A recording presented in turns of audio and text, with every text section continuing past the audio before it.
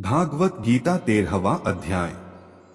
श्री कृष्ण जी बोले, हे कौन्ते, यह शरीर क्षेत्र कहलाता है, इसके जानने वाले को क्षेत्रज्ञ कहते हैं। संपूर्ण क्षेत्र में क्षेत्रज्ञ मुझको जान, क्षेत्र और क्षेत्रज्ञ का जो ज्ञान है मेरा मत से वही ज्ञान है। यह क्षेत्र कैसे रूप का है, उसमें कौन दो विकार होते हैं, उसकी उत्पत्ति किस प्रकार से हुई और क्षेत्रज्ञ का क्या प्रभाव है, इत्यादि बातें संक्षेप से कहता हूँ, सुनो। अनेक ऋषियों ने अनेक प्रकार के छंदों में इनको बताया है। वेदों ने भी पृथक दो वर्णन किया है और हेत वाले बहुसूत्र पदों करके भी यह ज्ञान निश्चय किया गया है।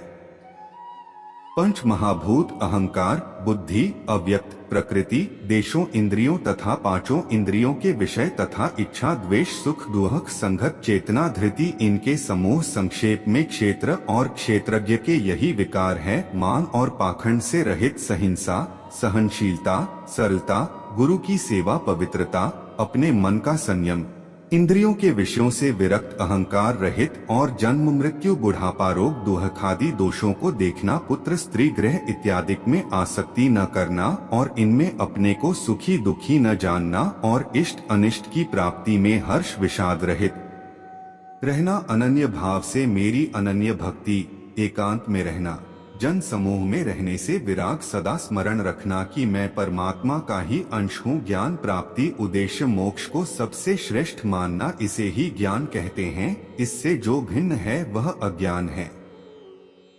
अब यज्ञ का स्वरूप वर्णन करते हैं, जिसको जानकर मनुष्य मोक्ष प्राप्त होता है।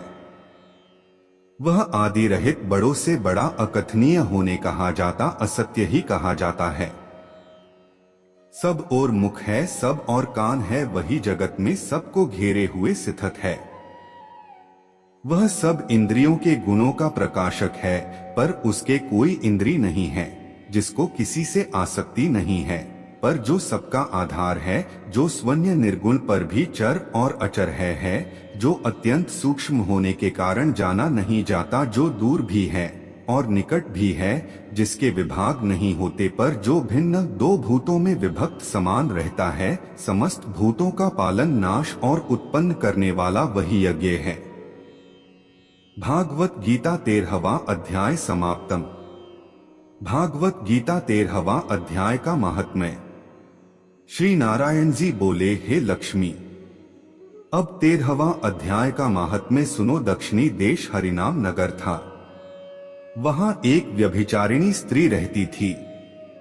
वह व्यभिचारी करे, मांस मदिरा खावे। एक दिन एक पुरुष से उनसे वचन किया कि अमुक स्थान में तेरे पास आऊंगी, तुम वहां चलो। वह पुरुष किसी और वन में चला गया और वह स्त्री उसे ढूंढती दो हैरान हो गई, पर मनुष्य न मिला। वही भी भागता फिरे। वह गणिका थककर उसका रास्ता देखने लगी। देखते दो ही सारा दिन व्यतीत हुआ, प्रीतम न आया। सांझ हो गई। वह गणिका प्रीतम का नाम ले लेकर पुकारने लगी। इतने में वह पुरुष मिला। दोनों बहुत प्रसन्न होकर बैठे। इतने में एक शेर आया। गणिका डर गई। तब शेर बोला, आरी गणिका, मैं तुझे खाऊंगा। गणिका बोली, तू अपने पहले जन्म की बात कह, तू कौन है? सिंह बोला, मैं पूर्व जन्म में ब्राह्मण था, झूठ बोलता था, बड़ा लोभी था, जुआ खेलता था तथा दूसरे का धन हर लेता था। एक दिन प्रभात के समय घर से उठकर चला, मार्ग में गिरते ही देह छूट गई। यमों ने पकड़ लिया, धर्मराज के पास ले गए। देखते ही धर्मराज ने हुक्म दिया, इसी घड़ी ब्राह्मण को सिंह का जन्म दे दो। यह देह मुझे मिली और हुक्म दिया, जो प्राणी पापी दुराचार करने वाले हो तिनको तू खाया कर, जो साधु वैष्णव हरिभक्त हो उनके पास न जाना। हे गणिका, मुझे धर्मराज की यह आज्ञा है, तिनकी आज्ञा कर। सिंह की योनि में आया हूँ। तू व्यभिचारिणी गणिका पापिन है, इसी से तुमको खाऊंगा। इतना कहकर गणिका को खा गया। तब यह धर्मराज के पास गणिका को ले गए।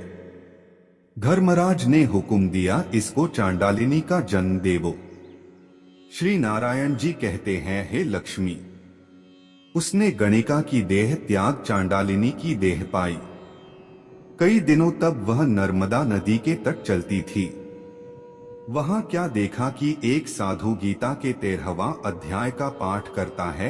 उसने सुन लिया। जब अध्याय पढ़ के भोग लगाया, चांडालिनी के प्राण छूट गए। देवदेही पाई, आकाश से विमान आए, तिन पर बैठकर बैकुंठ को चली। साधु ने पूछा, आरी तूने कौन पुण्य किया जिसके करने से बैकुंठ को चली है?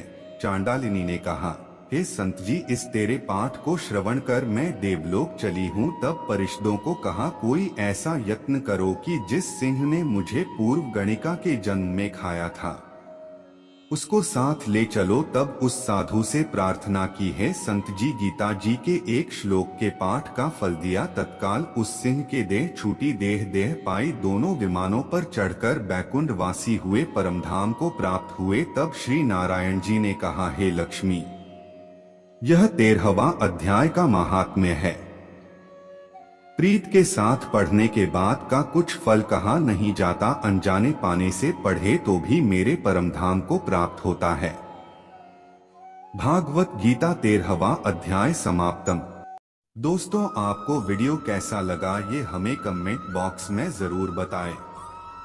अगर आप चैनल पे नए हैं तो सब्सक्राइब करें और बेल आइकॉन पर क्लिक करें ताकि वीडियो डालते ही आप तक नोटिफिकेशन पहुंचे।